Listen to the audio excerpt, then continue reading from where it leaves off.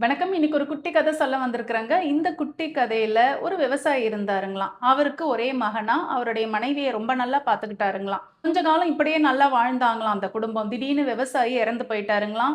இப்ப மனைவிக்கு யாருமே உதவி இல்லையாம். விவசாயியுடைய மனைவி வீட்டு வேலைக்கு போய் அந்த ஒத்த பிள்ளைய படிக்க வச்சாங்களாம். சில காலங்கள் போனதுக்கு அப்புறமா படிக்க வைக்க கூட அந்த அம்மா கிட்ட பணம் இல்லாததுனால விவசாயமே பண்ணலான்ட்டு பிள்ளைய சேர்த்துக்கிட்டாங்களாம். பிள்ளைக்கு விவசாயம் எப்படி பண்றதுன்னே தெரியல. ஏன்னா அந்த விவசாயி தன்னுடைய மகனுக்கு விவசாயம் சொல்லிக் கொடுக்கலையாம். படிப்பை தான் படிக்கணும்னு சொல்லி கொடுத்தாருங்களாம். இந்த விவசாயியுடைய மகன் விவசாயம் செய்ய ஆரம்பிச்சானா அந்த நேரத்துல மழையும் இல்லையா, பயிர் விளையலைங்களாம். 5 வருஷம் இப்படியே போச்சுங்களாம். கடன் சுமை ஜாஸ்தி ஆனதுனால என்ன செய்யறதுனே புரியலையாம்.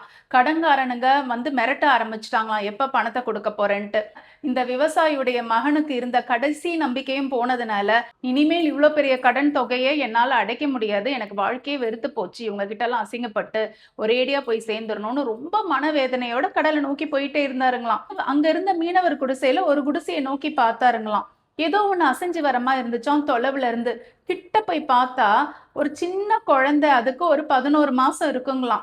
ஒரு அடி குழந்தை எடுத்து வைக்குதாம், உடனே விழுந்துருதாம். மறுபடியும் அந்த கொம்ப புடிச்சுக்கிட்டு இன்னொரு அடி எடுத்து வைக்குதுங்களாம். கஷ்டப்பட்டு நடக்குதுங்களாம். அது எத்தனை வாட்டி விழுந்தாலும் நடக்க கத்துக்கிட்டே இருக்குதுங்களாம்.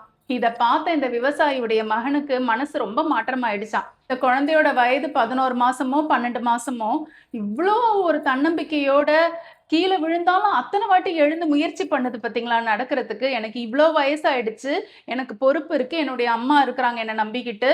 நான் வந்து கட்டாயம் என் வாழ்க்கையில ஜெயிப்பேன். நான் எத்தனை தோல்வி இந்த தொழில்ல கண்டாலும் நான் முயற்சி பண்ணி ஒரு நாள் சாதிப்பேன். என்னுடைய குடும்பத்தையும் முன்னேற வைப்பேன்னு மனச மாத்திக்கிட்டு அவர் நேரா அவங்க அம்மாவை நோக்கி போனாருங்களாம். இந்த குட்டி கதை நமக்கு ஒரு முக்கியமான விஷயத்த சொல்லிக் கொடுக்குது. என்னன்னா, வாழ்க்கையில எல்லாரும் எல்லாத்தையும் அடைஞ்சிட முடியாது.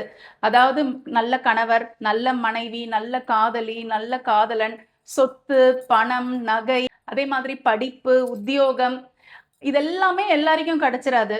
லைஃப்னா அப்படி இப்படிதான் இருக்கும். சில பேருக்கு வெற்றி என்னும் இலக்க தொடவே முடியாதுங்க. அவங்க எத்தனை அடி எடுத்து வச்சாலும் தோல்வி கண்டுகிட்டே இருப்பாங்க. இந்த மாதிரி மக்களுக்கான கதை தாங்க இது. எத்தனை வாட்டி தோல்வி கண்டாலும் முயற்சி பண்ணிக்கிட்டே இருந்தோம்னு வச்சுக்கோங்களேன், ஒரு நாள் இல்ல ஒரு நாள் அந்த வெற்றியை நம்ம ஈஸியா தொட்டுடலாங்க.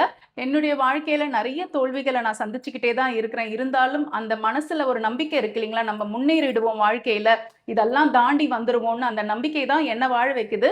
இந்த கதை கேட்கறவங்களுக்கும் அந்த நம்பிக்கை கட்டாயம் வரும்னு நான் நினைக்கிறேன். இந்த குட்டி கதை உங்க எல்லாருக்கும் பிடிச்சிருக்கோம்னு நினைக்கிறேன். அடுத்த குட்டி கதையில உங்களை சந்திக்கிறேன். நன்றி, வணக்கம்.